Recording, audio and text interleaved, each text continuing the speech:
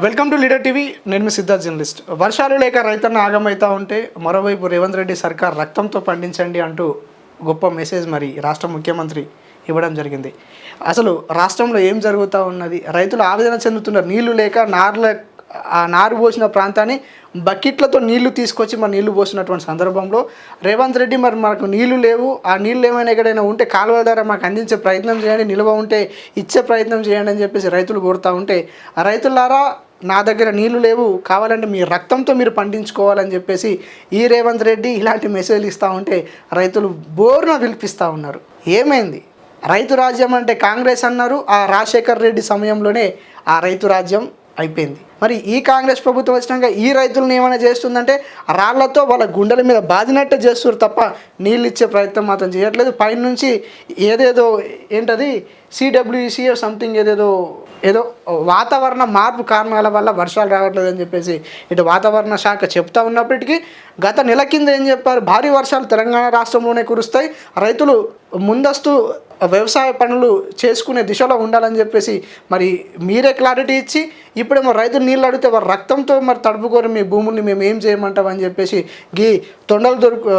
తొండలు లాగులో జొడిసేటటువంటి ఈ రేవంత్ రెడ్డికి ఇంత పెద్ద మాట అంటే మరి రైతులకు మరి ఏం చేయాలని చెప్పేసి వాళ్ళు బోరున పిలిపిస్తూ ఉన్నారు. అసలు రైతాంగం ఏడబోతుంది, ఏం పండించాలా, ఎప్పుడు పండించాలా, ఎప్పుడు అమ్మాలా, దాన్ని కొనేవాడు వాడెవడు లేక మరి ఇబ్బంది పడాల్సిన సందర్భం ఈ తెలంగాణ రాష్ట్రంలో ఎందుకు వచ్చింది?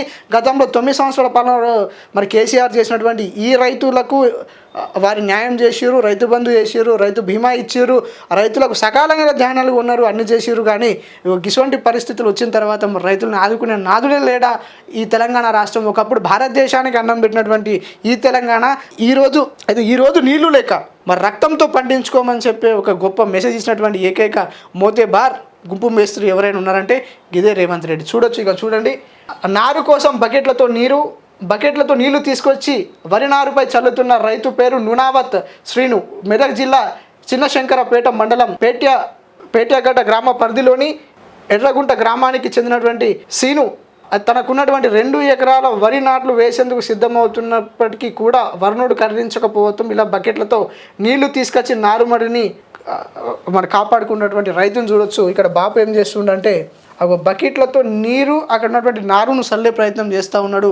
పైనేమో వానదేవుడు కరుణించడాయే, మరి ఇక్కడ ఉన్నటువంటి ప్రభుత్వ అధికారులు ఏమో రైతుల్ని పట్టించుకోరాయే. మరి పరిపాలన ఏమైంది, అసలు ఏమవుతుందని చెప్పేసి కూడా మరి ప్రజలు అంటున్నటువంటి సిచ్యువేషన్లో మరి ఇప్పటి వరకు కూడా స్పందించని అధికారులు మరి కరుణించాడు వానదేవుడు కరుణించాలంటే మన ప్రాంతంలో పాపాలు తక్కువైపోయి ఉండాలి. ఆ పాపాలు చేస్తూ ఉన్నటువంటి ప్రభుత్వ అధికారులే ఉన్నారు, ప్రభుత్వంలో ఉన్నటువంటి మంత్రులు ఉన్నారు, ఎమ్మెల్యేలు ఉన్నారు, ప్రజల్ని పట్టించుకునే నాదులు లేడని చెప్పేసి వాటి వల్లే పాపాలు వస్తున్నాయని చెప్పి మరి ఈ తెలంగాణ ప్రజలు కూడా మరి ఒక ప్రశ్నగా వాళ్ళ మధ్యన మిగిలిపోయిందని చెప్పేసి వాళ్ళు అంటూ ఉన్నారు. ఎందుకు రైతుకి ఇంత కష్టం? ఆరుగాలం పండించి మన కడుపులు నింపేటువంటి రైతు గురించి నువ్వు అటువంటి ఘోరమైన క్రూరమైన పదాలతో వాళ్ళని దూషిస్తే మరి రైతుల మనోభావాలు దెబ్బతినే. అటు యూరియా మాపని ఒకటి తీసుకొచ్చినావు, ఇటు సకాలంలో పంట కొనలేదు, ఎండాకాలం మొత్తం కూడా వాళ్ళకి 3 నెలల దాకా కూడా అదే దానిపైన కంటిన్యూ చేసే ప్రయత్నం చేసిన. ఇక్కడ కళల మీద కంటిన్యూ చేసే ప్రయత్నం నువ్వు చేసినటువంటి ఘనత నీ ఒక్కొంది కాదా, నీ అధికారులది కాదా? మరి ఇప్పుడు చూడండి, ఆకాశంలో వర్షం లేక కిందనేమో భూమి ఎండిపోతూ ఉంటే ఒక గిరిజన లంబాడా రైతు ఎవరు నునావత్ శ్రీను నాయక్ మరి బకెట్తో నీళ్లు తీసుకొచ్చి మరి భూమిని తడుపుతున్నటువంటి సిచ్యువేషన్ మనం ఇక్కడ చూడొచ్చు.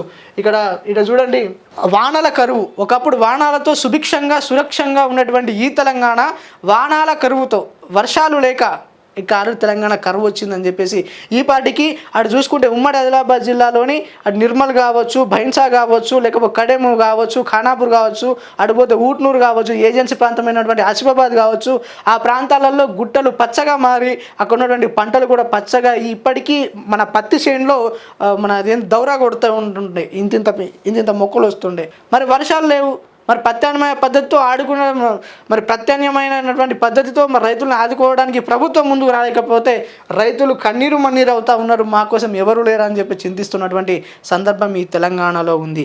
ఏమైపోయింది తెలంగాణలో? ఏం చేస్తున్నారు ఈ తెలంగాణలో? ఈ తెలంగాణ రైతుల కోసం వచ్చినటువంటి ఇబ్బందులు ఏంటి?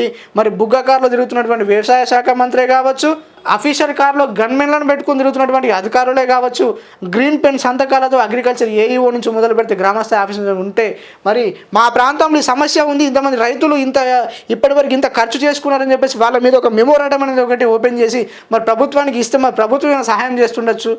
ప్రభుత్వానికి నిమ్మ నీరెట్టినట్టున్నారు. అసలు ఏ ప్రాంతంలో ఏం జరుగుతుందనేది కూడా తెలియదు. మరి తెలియపరచడానికే మరి అధికారులు ఉన్నారు కదా, మరి ఆ అధికారులు ఏం చేస్తున్నారని చెప్పేసి మరి ఈ ప్రజలు పాపం చింతిస్తూ ఉన్నారు. సో ఇది కాదు కదా తెలంగాణ రాష్ట్ర ప్రజలు కోరుకున్నది. ప్రత్యేక రాష్ట్రం వస్తే నీళ్ళు వస్తాయి, అంటే నీళ్ళు ఎడికెళ్ళి వస్తాయి, ఆకాశంలోకి వెళ్ళి పడంగానే నీళ్ళు వస్తే దాన్ని జమ చేసుకొని మనకి ఇస్తే బాగుంటుండే. కానీ మన నీళ్ళను పక్క రాష్ట్రంలో కొట్టుకుపోతూ ఉంటే, మన ప్రాంతం ఎండిపోతూ ఉంటే, మరి ఇక ఎండిపోయిన ప్రాంతాన్ని గురించి రైతులు గుండెలు బాదుకుంటుంటే నువ్వేమో కుర్చీలో కూర్చొని మంచి మీటింగ్ హాల్ పెట్టేసి కిల్ల నవ్వుతూ ఉన్నటువంటి సందర్భం. ఇది కాదు కదా ఈ ప్రజలు కోరుకున్నది, ఇది కాదు కదా ఈ ప్రజలకు కావాల్సింది. అన్నం పెట్టే రైతును ఆదుకునేవాడే నిజమైన నాయకుడు. ఆ నాయకుడు ఈ తెలంగాణ ప్రాంతంలో లేకపోవడమే మేము చేసుకున్నటువంటి దుర్భాగ్యం. ఏంటంటే 9 సంవత్సరాల పాలనలో రైతును గౌరవించిర్రు, రైతుల కోసం పోరాడిర్రు, రైతు పక్షాన్ని కేసీఆర్ ప్రభుత్వం ఉన్నది.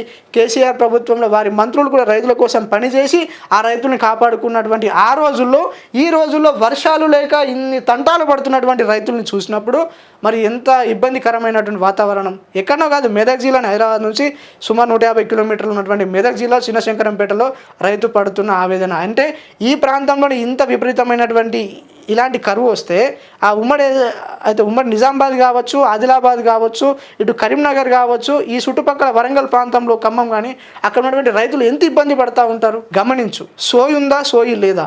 నీ అధికారులు ఎర్ర బుగ్గల్లో, ఏసీ కార్లలో, ఏసీ రూములు ఉండడం కాదు, ఈ రైతుల మధ్యకు వెళ్ళి వారి సమస్యలు తెలుసుకొని మీరు పంట వేశారు, మీరు అక్కడ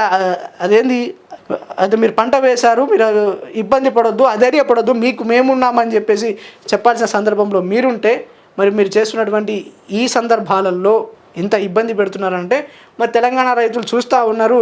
మరి ఇకపైన రేవంత్ రెడ్డి సర్కారే కావాలా, లేకపోతే మేము సావాలా, లేకపోతే మేము చస్తే రేవంత్ రెడ్డి కళ్ళల్లో సంతోషం వస్తుందని చెప్పేసి రైతులు ఆ విధంగా ఆలోచించే ప్రయత్నం నువ్వు తీసుకొచ్చినటువంటి సందర్భం. ఇది నీకే చెందుతుంది, ఇది నీదే ఘనత. రైతుల్ని మోసం చేసినావు, రైతుల్ని ఆగం చేసినావు, రైతులకు నీళ్ళు ఇవ్వమంటే నీ రక్తంతో పండించుకోమని చెప్పినటువంటి ఏకైక తెలుగు రాష్ట్రాలలో ఏకైక ఉన్నటువంటి ముఖ్యమంత్రి ఎవరైనా ఉన్నాడంటే యనుమల రేవంత్ రెడ్డి గారు అలియాస్ గుంపు మేస్త్రి. ఇది తెలంగాణ ప్రజలు. ఈ రేవంత్ వద్దు, ఈ సర్కారు వద్దు, మేము పండించుకుంటాం, మాకు ఎలా పండించుకోవాలో తెలుసు, మాకు ఉచిత హామీల పేరిట మమ్మల్ని మోసం చేయొద్దని చెప్పేసి ప్రజలు కోరుతూ ఉన్నారు. కాబట్టి ప్రజల్ని ఆదుకునే ప్రయత్నం చేయి, నీ అధికారులను పంపు, గ్రౌండ్ స్థాయి రిపోర్ట్ తీసుకో, ఇలాంటి నిరుపేద రైతులు, గిరిజన రైతులను కాపాడే ప్రయత్నం చేయాల్సిన సందర్భం నీది. కాబట్టి తప్పకుండా నువ్వు ఇలాంటి రైతుల దగ్గర పోవాలని చెప్పేసి రైతులు కోరుతూ ఉన్నారు. మేము పండించుకుంటాం, మాకు ఎలా పండించుకోవాలో తెలుసు, మాకు ఉచిత హామీల పేరిట మమ్మల్ని మోసం చేయొద్దని చెప్పేసి ప్రజలు కోరుతూ ఉన్నారు. కాబట్టి ప్రజల్ని ఆదుకునే ప్రయత్నం చేయి, నీ అధికారులను పంపు, గ్రౌండ్ స్థాయి రిపోర్ట్ తీసుకో, ఇలాంటి నిరుపేద రైతులు, గిరిజన రైతులను కాపాడే ప్రయత్నం చేయాల్సిన సందర్భం నీది. కాబట్టి తప్పకుండా నువ్వు ఇలాంటి రైతుల దగ్గర పోవాలని చెప్పేసి రైతులు కోరుతూ ఉన్నారు.